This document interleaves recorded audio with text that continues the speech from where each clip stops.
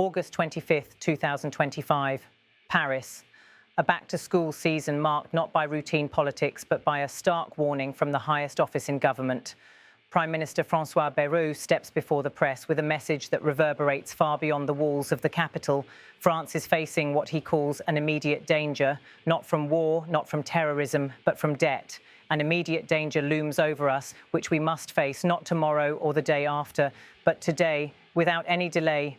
Otherwise, the future will be forbidden to us and the present, harshly and severely, worsened. Our country is in danger because we are at risk of over-indebtedness. Dependence on debt has become chronic in France, and this money, borrowed in the hundreds of billions, was not used, as it should have been, to invest, to equip our country with the best facilities, to build universities, hospitals, laboratories for our researchers. It was used for everyday expenditures. Bayrou's warning is blunt. France's addiction to debt is no longer temporary, it has become chronic. For decades, governments of left and right have promised reform, yet the numbers have only grown worse. Today, the national debt stands at more than 110% of GDP, a figure that alarms economists and threatens the credibility of Europe's second-largest economy. Instead of fueling investment or innovation, Bayrou argues, borrowed billions have too often been spent patching shortfalls in the budget. Lost, he says, was the chance to build universities, laboratories or modern infrastructure. Instead, France has mortgaged its future to cover its present. His budgetary savings plan, presented at this rentrée politique, is intended as a turning point. Bayrou insists that hard choices must be made today. Sacrifices, he admits, will be difficult, but necessary if France is to preserve its independence tomorrow. The response has been swift and divided.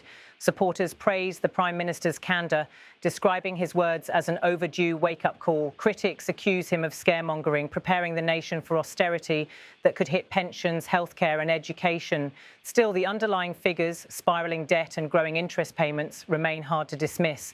France's reliance on borrowing is not new. From the global financial crisis of 2008 through the pandemic, and now amid the economic aftershocks of war in Ukraine, debt has been the shield used to protect citizens from hardship. Yet each crisis, Bayrou warns, has deepened the hole and narrowed the path forward. The Prime Minister frames this not as a political choice, but as a question of sovereignty. Without action, he says, France risks losing control of its finances and with it, its independence. Economists remain divided. Some echo Bayrou's alarm, warning that rising interest rates could soon make borrowing unsustainable. Others counter that drastic cuts could choke growth and worsen inequality. For ordinary citizens, the issue is more tangible: wages, pensions and services that may shrink under the weight of reform. For millions of French households, the fear is not abstract spreadsheets, but the cost of living. To confront debt may mean higher taxes or fewer services, burdens that fall hardest on those least able to bear them. Yet Bayrou insists delay is no longer an option.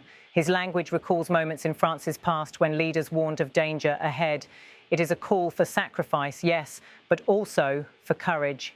The stakes extend far beyond France. As one of the engines of the European Union, the country's financial health affects the entire eurozone. A French debt crisis would not remain contained within its borders. It could ripple through European markets, shaking confidence in the euro. An immediate danger looms over us, which we must face, not tomorrow or the day after, but today, without any delay. Otherwise, the future will be forbidden to us and the present harshly and severely worsened. Our country is in danger because we are at risk of over-indebtedness.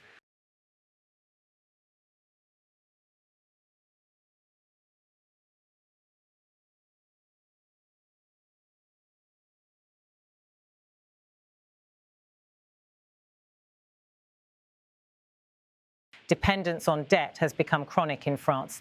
And this money, borrowed in the hundreds of billions, was not used, as it should have been, to invest, to equip our country with the best facilities, to build universities, hospitals, laboratories for our researchers. It was used for everyday expenditures.